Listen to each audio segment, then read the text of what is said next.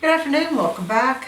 This is another writer's journal, meaning that it's mostly blank pages, but it uses a kit called Owls and Raptors by Medieval Mirage, and I really like both owls and raptors. Currently in our area we have what we think is a mated pair of red-tailed hawks, and we also saw another raptor that we thought was a falcon. And they're feasting on the baby bunnies that are everywhere in our neighborhood. But part of the deal is I'm on an exploration for discovering my favorite binding technique, board attachment, that kind of thing. I like traditional bound books. I liked raised bands. This one has a hollow back.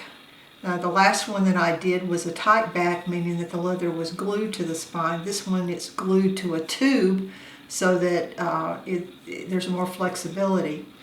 And in doing that, just real quickly, there's 3 books that I'm using to help teach myself things to do. One is how to work headbands.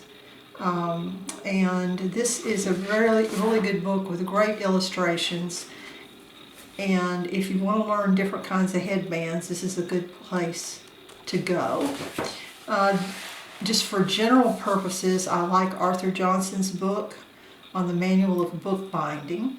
And it's a paperback, and I just recently took a class from online from DAS Bookbinding. Well, it's actually free, so I don't know if you can count that as a class, but followed his series on how to bind a softcover book into a hardcover book, and I did that.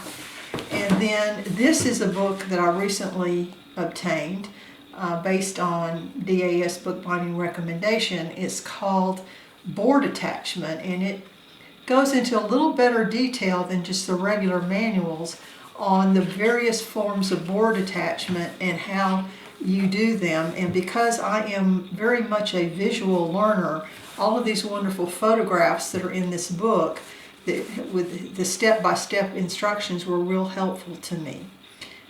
Currently I've been doing laced-on boards. I have done split boards in the past, but this particular book that we're going to talk about today is laced-on boards. I sewed the text block to cords that were then laced to the board, but the cords were sawn into the text block. I actually used a little coping saw to make a little channel so that the cords basically disappeared on the back. And so these are not the cords that the book was sewn on. These are false cords that are glued to the top of the tube for the hollow back binding. I'm still experimenting with hot tool blind tooling. I'm not that great at it yet, but it's something I'm really enjoying, and also taking natural leathers and doing some dyeing techniques with 2 or 3 different, this has got 3 different colors of dye. It's got my hand marble paper that I actually marbled on the inside, and this is one of the images of the ephemera that comes with the kits. And I'll just kind of briefly go through. This is some antique paper. It's really nice to write on. It's very smooth, so it pens just glide on it, and it's from Amazon. But there's several blank kind of pages, and I just use those. There's another one throughout the book, but there are loads of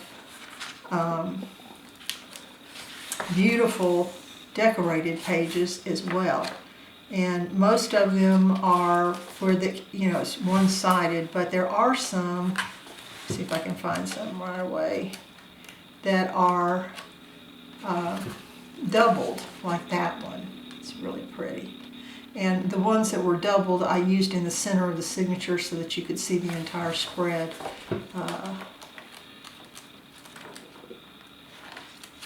Here's another one. But you can see there's just beautiful imagery here. And she made these writing pages as well. But I just thought that there's another double one. I thought that it was just lovely, and it had something that, you know, imagery that I really loved. So I bound it up. So I hope you enjoyed seeing a little bit of that, and I hope you'll take a little visit to Medieval Mirage and see what else Jarve has to offer, and consider getting some of these books because they really are helpful in learning to do proper, well, not junk journal type, but more proper binding methods. And like I said, this is a very basic one that a lot of people have. Have a great day. See you again soon. Bye.